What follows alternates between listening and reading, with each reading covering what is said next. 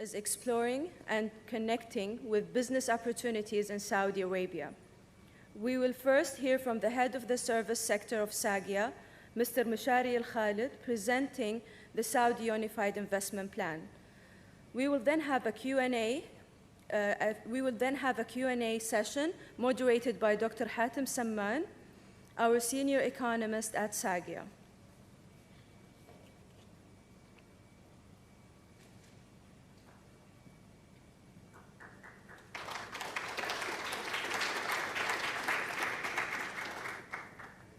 Thank you. Bismillah ar-Rahman ar-Rahim. Your Excellencies, ladies and gentlemen, a very warm good morning. It gives me a great pleasure to be here with you in King Abdullah Economic City to introduce one of the kingdom's promising projects for local and foreign investors, the Unified Investment Plan. Back in year 2013, a royal decree was issued instructing different ministries and authorities to develop and execute economic sectors investment plans by working jointly with the Saudi Arabian General Investment Authority, SAGIA, the Ministry of Economy and Planning, and the Public Investment Fund. To date, we've been very successful in identifying value-add investment opportunities that are driven mainly by government annual spend and other investment opportunities that are driven by market forces, including high local demand or lack of local manufacturing, as I'll be showing you in the upcoming slides.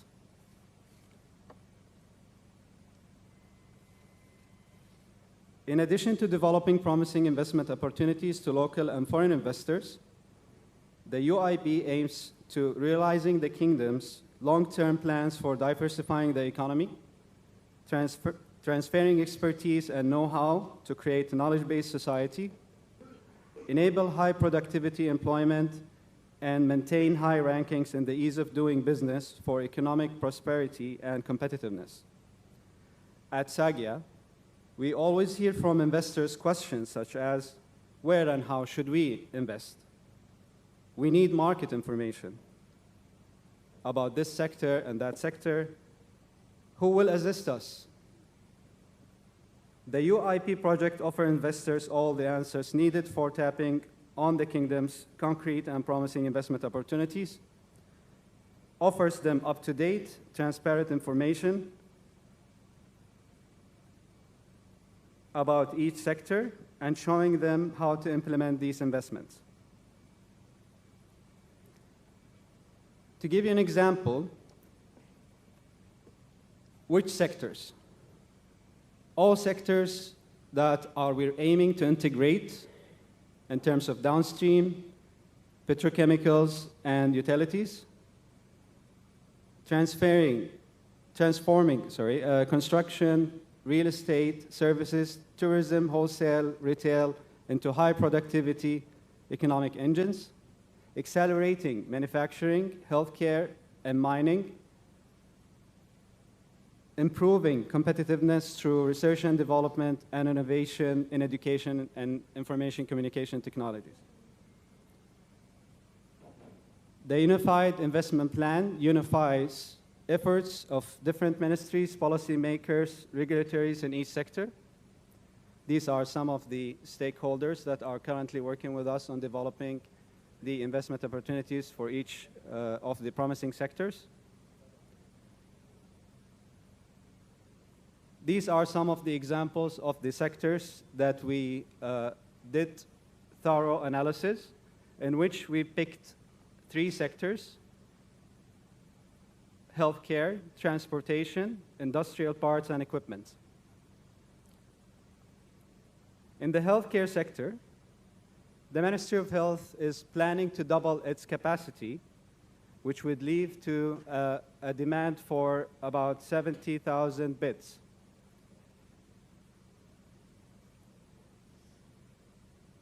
We're talking about an average spend of roughly 18.5 billion over the next 10 years in the health sector alone. In transportation,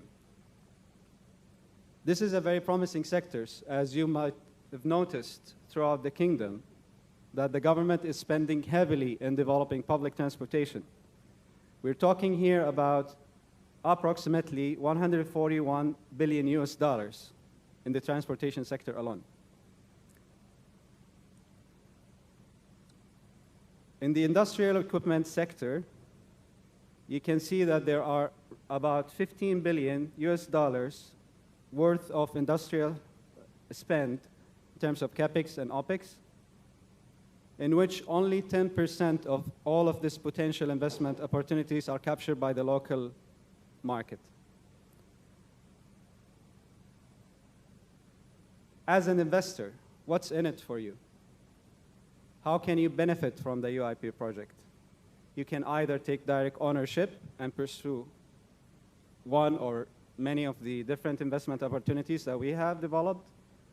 You can also look for a potential strategic partnership with well-known and experienced companies, or benefit from the added value and the supplementing value chains that comes along with these industrial sectors.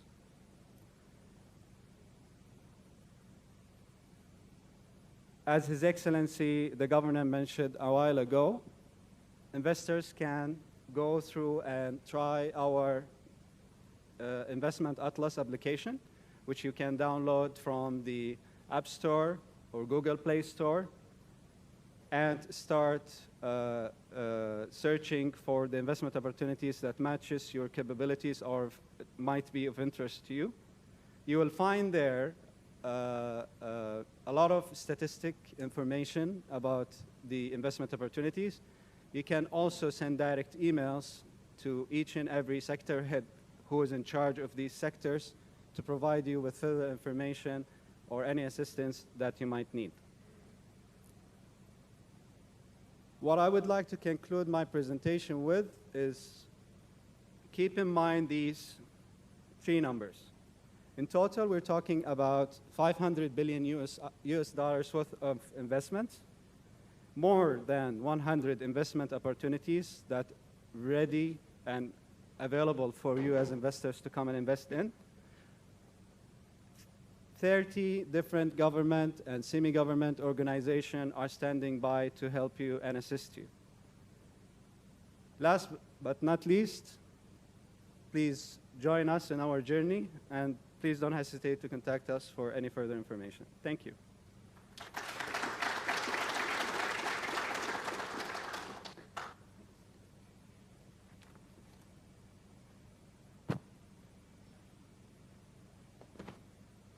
Thank you, Meshari, for this great presentation. I'm going to ask just one question because we have limited time, I'm told. I'm going to ask one question, then open the floor for two questions, Mac. So let's start.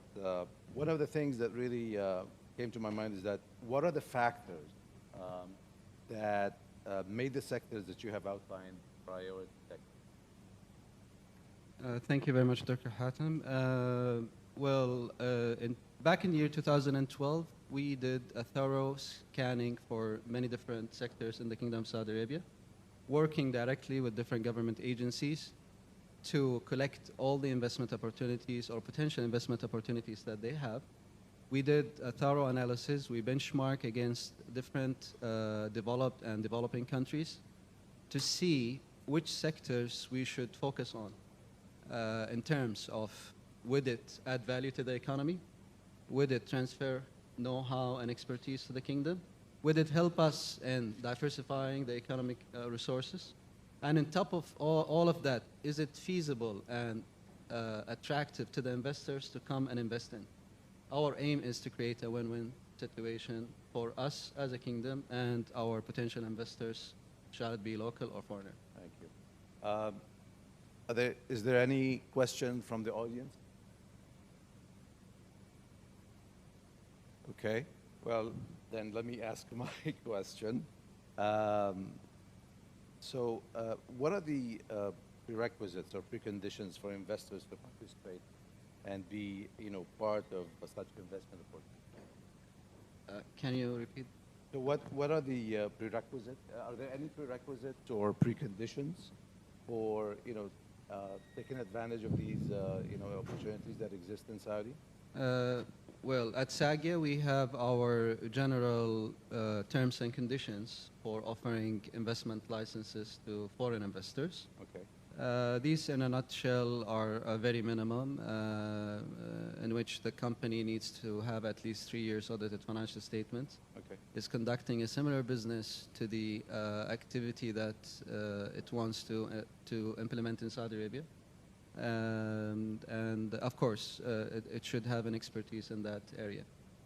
We, from the UIP project, we go along the lines, of course. We don't want to invite foreign investors or encourage them to come invest while we know that they will be rejected because they don't match some of these criteria. However, we welcome all serious strategic investors, those who are willing to create a win-win situation, shall it be a large company or small, medium-sized companies. We also welcome small and startup, innovative SMEs, even if they don't have a 3 years audited financial statements. We will still allow them to come and invest in some of these investment opportunities. You need also to keep in mind some of these investment opportunities are large and it requires a lot of CapEx and OpEx. Others that we've developed through market forces and based on local demand and supply could offer those small, medium-sized enterprises an opportunity to come and join us in our journey. Okay. So I will open the floor. One question, please. Not a question. I just want to elaborate because okay.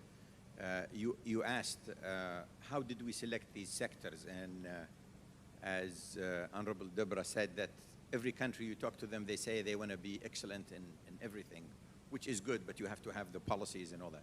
When we looked at these sectors, we used 3 key filters. The first one is we wanted something that would help diversify the economy and with high impact. So does it bring in high quality investment per se? The second, would it create jobs of the right fit for the Saudi nationals? And as you know, while the workforce of Saudi Arabia is about 9 to 10 million, the Saudis is only 3. So it is not, should you just create any job, you should be creating meaningful jobs. So does it create the jobs that we want? Does it bring in the investment? And the third, is it sustainable? Do we have a competitive advantage in? And that's why you will see the priorities. Number 1 is to integrate and capture the value add in the sectors that we are already good at. Energy services, petrochemicals, and the utility sector. Right. And then transform the service sector, which is the retail, the professional services, the tourism, the real estate, and make them competitive. We have large sectors in those, but really they continue to hover at a very basic level. So we want to transform the service sector. Then we have new sectors that are in dire need of investments, which is the healthcare, transport, and the mining. And the fourth is achieving competitiveness through building capacity, innovation, and ICT. So this is how we chose the priorities, and they were all mapped out, and we chose these key sectors. But needless to say, these are what will take us to the first stage of diversification. After 10 years, probably the picture will change. Right. And we just need to always re-examine and look at that. I want to also make one other comment. We started with a unified investment plan. Today, Saudi Arabia is talking about a national transformation plan. The unified investment plan is becoming part of a national transformation plan that will be launched early next year at a kingdom level, sponsored by His Majesty the King. So what started to be a very humble and ambitious plan now is becoming part of a national initiative, which we are all excited about. Very good. Thank you very much. One question there. Okay.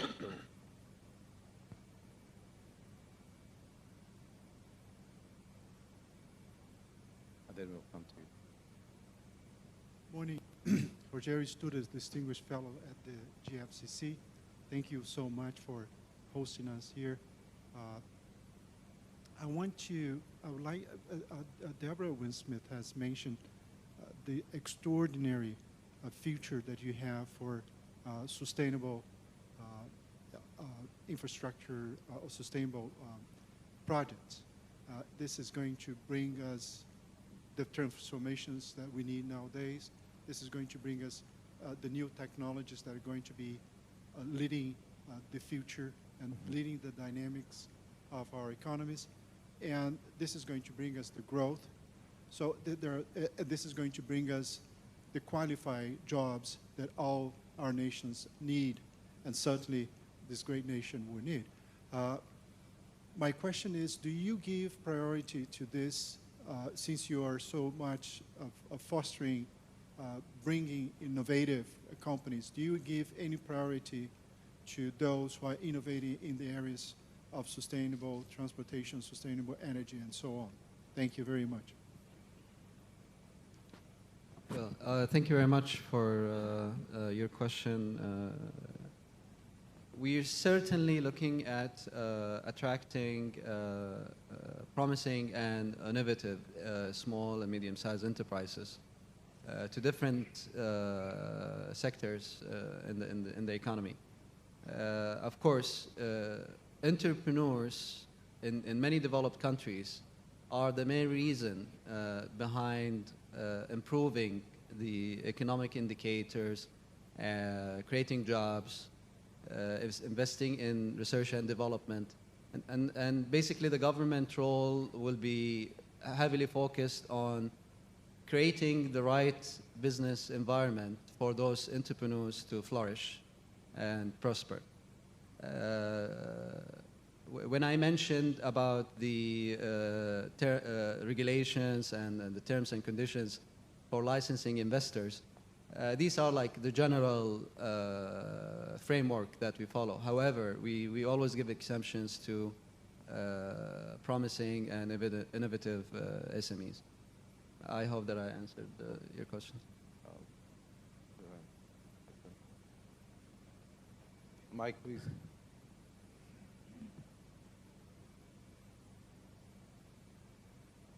Thank you for an excellent question. As a matter of fact, if you look at the incentives in Saudi Arabia, up until now, they are plain vanilla incentives, and in general, they're indiscriminate to the type of investments in terms of offering you the land, the utility, the industrial loan, the visa application, etc. But one of the key things we're looking at is to recalibrate our incentives and develop smarter incentives that complement these. We already have some of them, for instance, in regional and remote regions. The loan that you get is different. It's a longer tenor, higher percentage. But really, the kingdom have not yet developed smarter incentives that are geared to specific sectors, to the innovative SMEs, etc. But this is one of the things that we should be working on. Okay, so there is a question, sorry, here. Assalamu alaikum. One of the issues that has been talked about in the marketplace with business people is the Saudanization. Can you reflect on the possible impact of that? As Maali Al-Uthman indicated, almost 2/3 of the workforce is expatriates. And also we saw one of the pillars you have there is qualifying for highly technical jobs. Can you reflect on the impact of that, especially attracting investors into Saudi Arabia? Thank you. Thank you very much. You need also, we should have had someone from our Ministry of Education. The government now is spending heavily on revamping and developing our education system, including the higher education as well as the vocational and technical education, spending billions of dollars. in terms of educating and training young graduates. There is, maybe if you're interested in this matter, you can look at the College of Excellence. It's part of the, it's a program that follows the TVTC, the Technical and Vocational Training Institute. Of course, if any investor who would come with high-tech capabilities, high-tech manufacturing equipment, they would need the cadre and the skills for the local market to accommodate their needs and wants. So TVTC, through the TVTC, through the, our Ministry of Education, we are putting in place many programs that would hopefully address such needs from investors. His Excellency wants to add to this.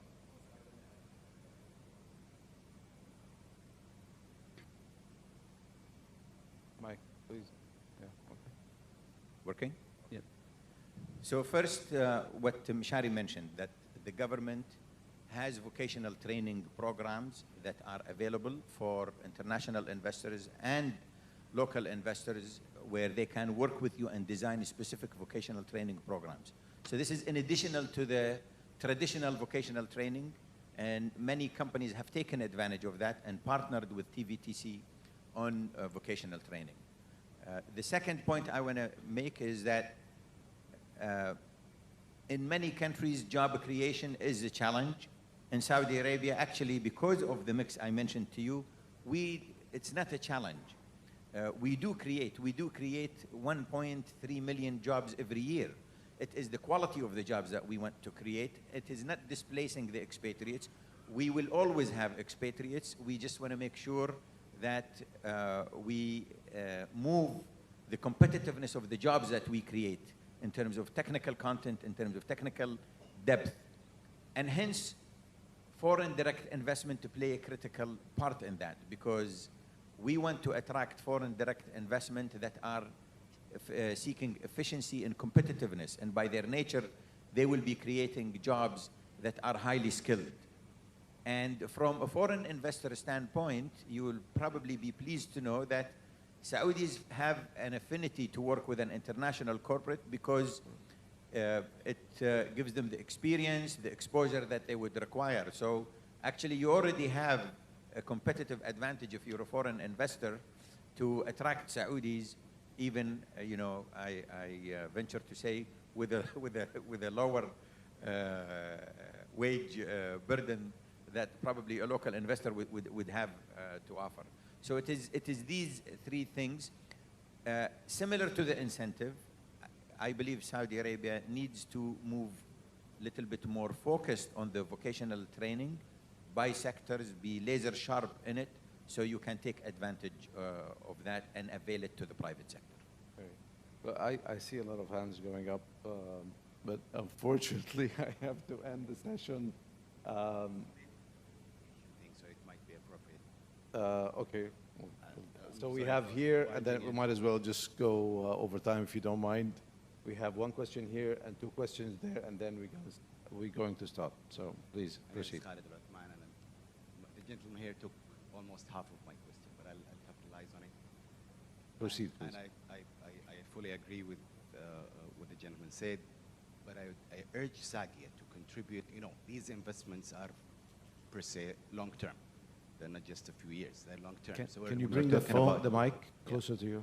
When we're talking about workforce, we're talking about generating workforce for a very long time. I urge SAGIA to put hands with the Minister of Education, not only to capitalize on the vocational and the higher education, but also look at creating the basic grounds for a stronger education from the elementary schools. There is a huge mismatch of the quality of education that is graduating from all levels of education and the work requirements. Another thing is that it's very interesting to hear that KAUST has a solid and growing commercialization program, but we also want to see similar programs coming up in other universities, not only for the geographic distribution of such programs, but because of the amount of research that is taking place in universities like King Fahd University of Petroleum Minerals, King Saud. These are leading universities, but unfortunately, a lot of the research taking place on the undergraduate level goes on the shelves. Commercialization is something that we really need to capitalize on, and there are international benchmarks that really can be used for guidance. Dublin College University is one of them. They have the best commercialization program. Thank you. We go to there, please. Mr. Pandey first, and then the gentleman in front.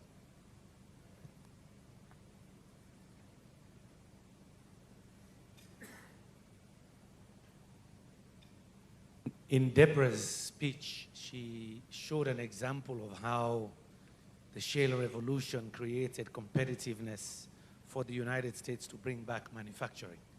In the case of Saudi Arabia, I'm just wondering, is part of your vision to position Saudi Arabia as the leader of the new energy revolution? For example, in renewables, I mean, you're gifted with sand, a lot of sun. Can this be the hub, the regional hub, for innovation in sustainable energy, given all the energy experts you have here? Can, for example, SABIC lead that, as they are doing with Petronas in the case of Brazil, leading clean energy, bioenergy revolution? Does Saudi Arabia see itself as probably the leader of what Jeremy Rifkin describes as the third industrial revolution, combining digital and renewable, decentralized, distributed energy?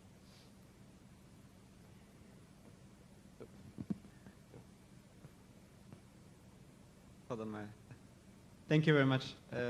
Actually, probably you've heard about the King Abdullah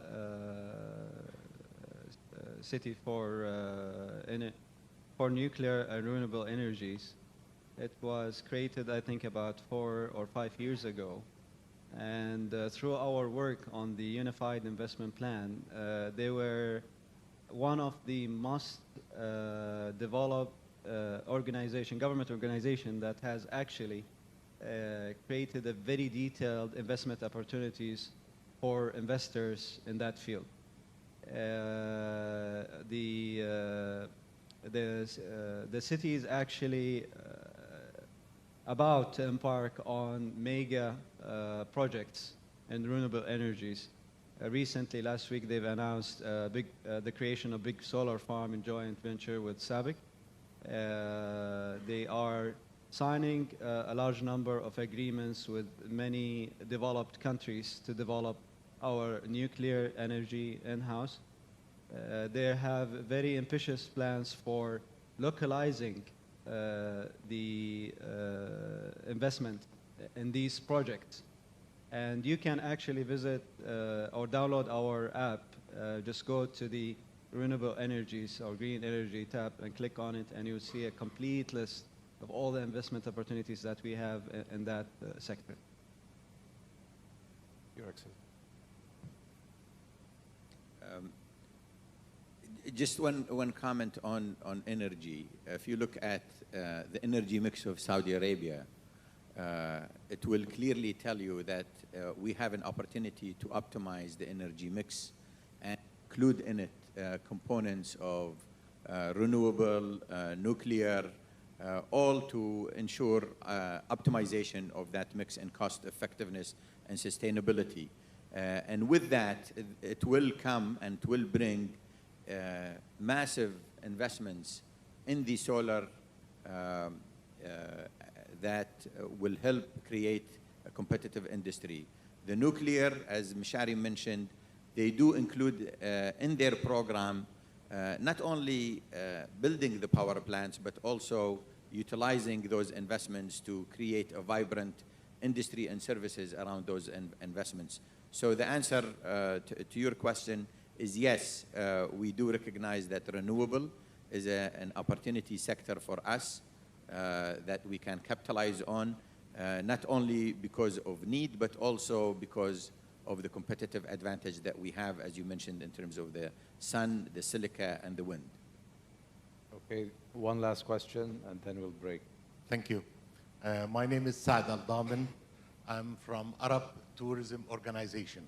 and from my name and from my job, you can know that we are looking in tourism. You mentioned in your presentation tourism, just like a word there, okay, and thank you to mention that tourism today is important sector, as you know, and if you look for job opportunities, you have to look at tourism sector and to create a lot of jobs there.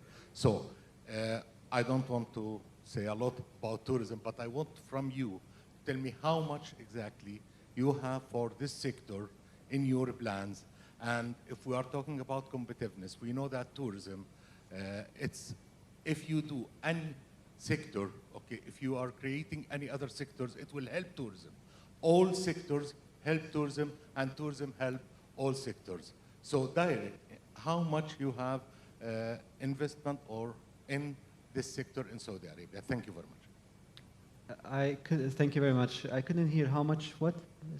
You are there is projects in tourism sector. Yes. Do you have any percentage or, you know, from all? Well, it is. We have a very. We've developed together with the Saudi Commission for Tourism and National Heritage a very detailed investment plan for the tourism sector.